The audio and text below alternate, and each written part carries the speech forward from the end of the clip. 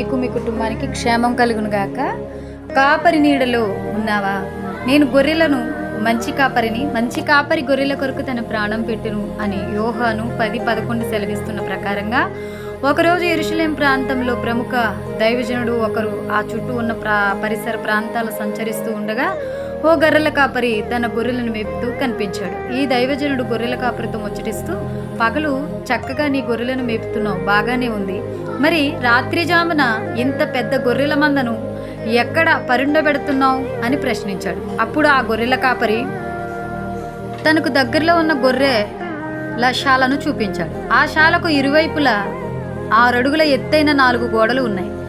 గొర్రెలు లోపలికి వెళ్ళుటకు బయటకు వచ్చుటకు ఓ మనిషి పట్టేంత మార్గం ఉంది, కానీ ద్వారం లేదా అది గమనించిన దైవజనుడు ఆశ్చర్యపడుతూ, చుట్టూ గోడలు బాగానే ఉన్నాయి కానీ లోపలికి బయటకు వెళ్ళే ఆ చిన్ని మార్గానికి ద్వారం లేదు కదా, అవి బయటకు వెళ్ళి తప్పిపోవునేమో, లేదా దొంగలు తోడేళ్ళు మృగాలు వచ్చి వాటిని నాశనం చేయొచ్చునేమో కదా, గొర్రెలు క్షేమంగా ఉండాలి అంటే ద్వారం ఉండాలి కదా అని ప్రశ్నించింది.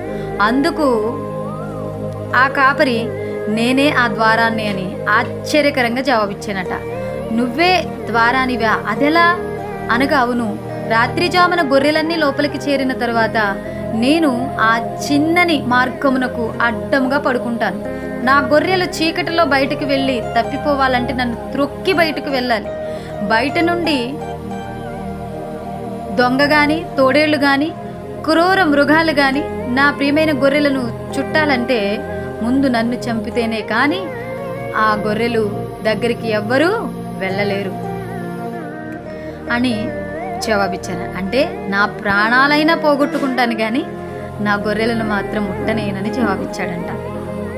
నిజమే కదా, గొర్రెల కాపరి చెప్పిన మాటల్లో ఎంత సత్యం ఉన్నది. అవును, మన యేసయ్య నిజమైన గొర్రెల కాపరి కాబట్టే ఆయన అన్నాడు, గొర్రెలు పోవు ద్వారమున నేనే, నా ద్వారా ఎవడైనాను లోపల ప్రవేశించిన ఎడల వాడు రక్షింపబడిన వాడి లోపలికి పోవచ్చు, బయటికి వచ్చును, మేత మేయుచుండును. నేను గొర్రెలకు మంచి కాపరిని, మంచి కాపరి గొర్రెల కొరకు తన ప్రాణం పెట్టును.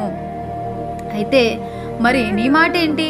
దేవుని మందలో చేరిన గొర్రెవు కదా, మరి నమ్మకమైన గొర్రెగా ఆయనను వెంబడిస్తున్నావా, లేక 100లో తప్పిపోయిన గొర్రెవలే నీవు ఉంటున్నావా? రాత్రి జామున చీకటి వేళ అందరూ ప్రశాంతంగా నిద్రిస్తున్న వేళ చీకటి పనులు చేయడానికి, చీకటి తిరుగుళ్ళు తిరగడానికి ఒకవేళ నువ్వు తెగిస్తే, పాపం చేయుటకు రహస్యంగా పరుగులు పెట్టినట్టయితే ద్వారమైన యేసయ్యను నువ్వు నీ క్రాళ్లతో త్రొక్కి వెళ్ళవలసిందే. అనగా ఒకసారి రక్షింపబడి ఆయన చెంత చేరిన తరువాత మరలా పాపాలు చేయుటకు వెళ్ళాలంటే నువ్వు ఆయనను, ఆయన సన్నిధిని, నీకోసం ప్రాణం పెట్టిన యేసయ్యను త్రొక్కి అంటే గాయపరిచి వెళ్ళవలసినదే, మరిచిపోవద్దు. అంతేకాకుండా రక్షించబడిన తర్వాత పాపం చేస్తే ఇక క్షమాపణ లేదని మరవవద్దు. మనం సత్యమును గూర్చి అనుభవ జ్ఞానము పొందిన తరువాత బుద్ధిపూర్వకముగా పాపం చేసిన ఎడల పాపములకు బలి ఇకను ఉండదు గాని న్యాయపు తీర్పునకు భయముతో ఎదురుచుచుటయు విరోధులను దహింపబోవు తీక్షణమైన అగ్నియు నీకు ఉండును. కాబట్టి నేటిది నుండైనను కుక్క తన వాంతికి తిరిగినట్లు, కడగబడిన పంది బురదలో పర్లు పారినట్లుగా మనం ఉండక, ఇవే ముందే చిన్న పాపాలే కదా అంటూ శరీర క్రియలను లోబడకుండా దేవుని సంరక్షణలో మన కాపరి నీడలో విశ్రమిస్తూ పరలోకాన్ని చేరుదాం.